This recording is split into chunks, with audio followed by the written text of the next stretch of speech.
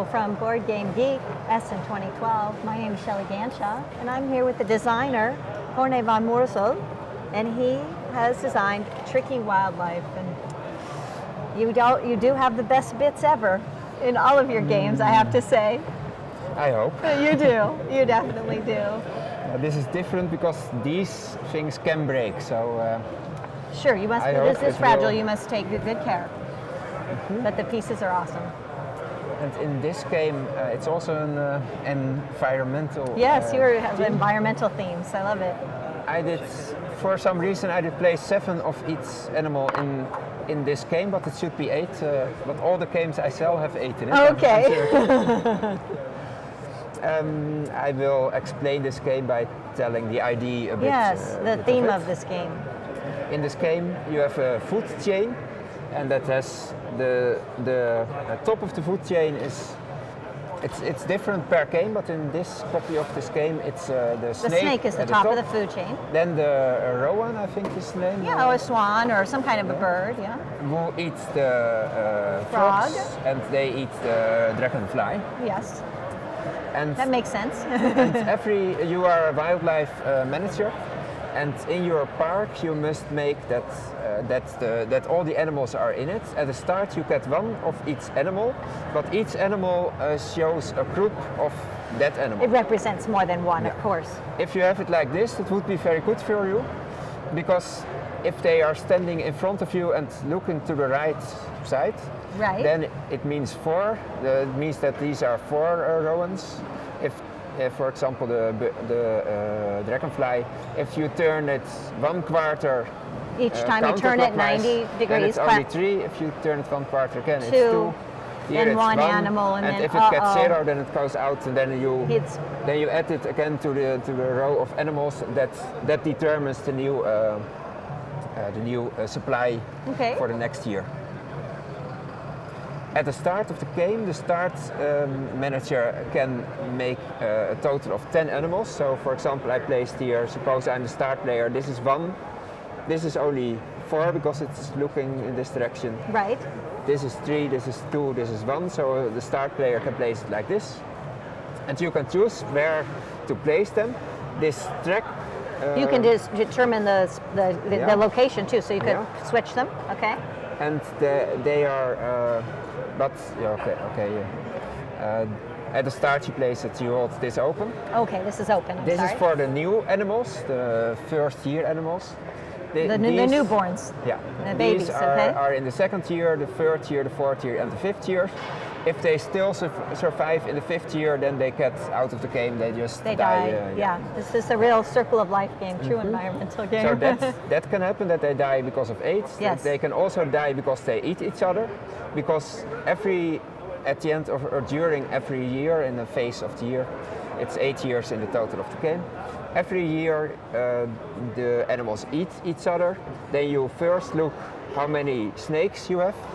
If you have 1, 2, 3, or 4 snakes, then they eat 1 rowan. Okay. Because the one that's next down on the food chain. And it's always 4 eat 1. So if you have 5, 6, 7, or 8, they eat 2. If you have more, if you have 9, 10, 11, or 12, they eat 3, and so on. So it's only 1 snake, but they still eat 1 of the bird. So that you turn 1/4 like this.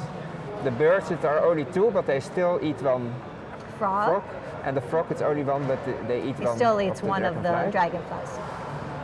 But you still have everything in your park this way, so you don't get penalty points. Otherwise, you can get penalty points. You start with 2 points that are not good. These are the points. So that's one thing that can happen. You must make that you see that it gets down every time. So you must add the right animals. Maybe if it was like this, I would need probably frogs, because they will die at the end of the season. The frog's not going to be around much longer. He's old. But you cannot so simply choose it. Yeah, you can if it is your turn, of course. So it can be that it's already away. And maybe I would need. Maybe this is taken by another player, and I think I take maybe this one. If this is already another player.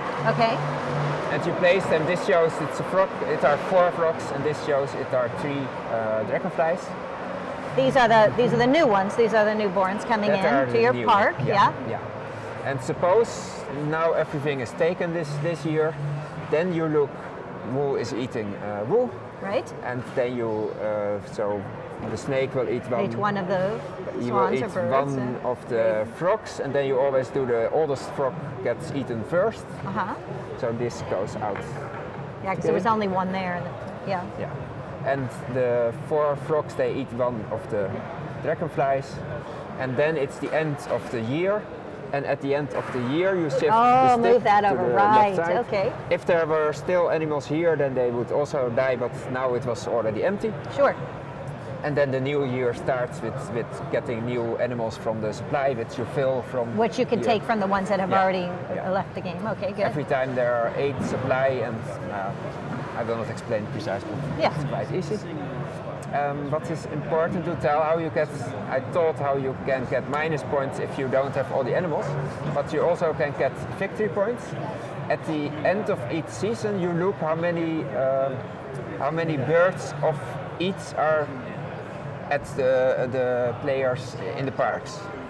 And the most endangered bird, so the bird which is the least often in it, the less many groups in it, that bird is the most endangered. The endangered species, okay.